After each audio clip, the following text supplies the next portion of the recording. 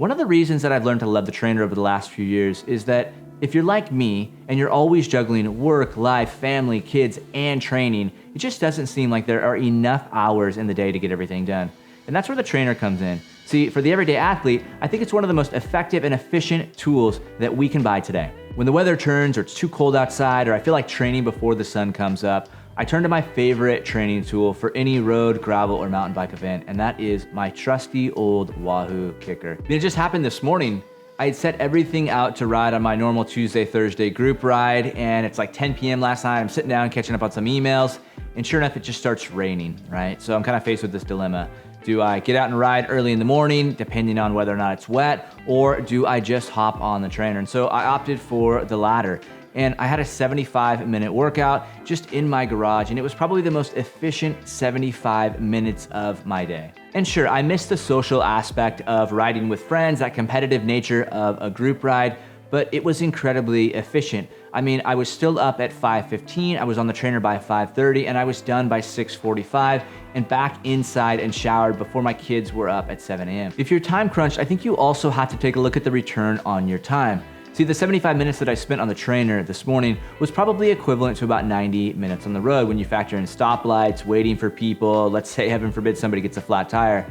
And that's not even including the ability to multitask during rest intervals, whether it's checking up on emails, maybe browsing social media, maybe you're catching up on your favorite Netflix series. Heck, I scripted this YouTube video during my time on the trainer this morning.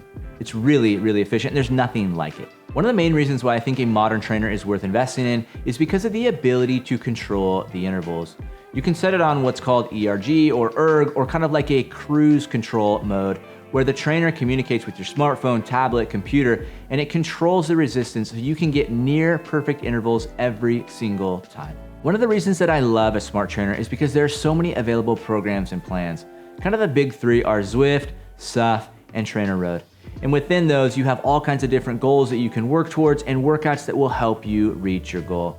So you can tell it, hey, I wanna work out for 3 hours a week, or I wanna work out for 5 hours or 7 hours a week, and here's my goal. And it will prescribe a plan for you. So all you have to do is open up an app in the morning, connect it to your smart trainer, and boom, you've got a workout for the day.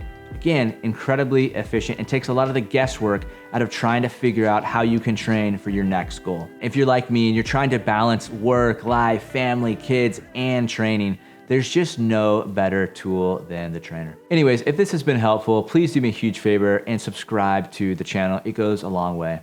Next week, we're gonna jump back over to the Sprinter van and kind of finish up that series on the exterior and things I would have done differently. Really excited about that van and what we've done. We've got a few gravel events lined up for next year, and I'm really excited to take the van out there for those events. After that, we're gonna talk about the new Sony a7R5, which is another thing that I'm really interested in, which is photography. And then we're gonna dive into kind of how I managed to ride 9,000 miles this year while keeping my life mostly in balance. Anyways, until next time.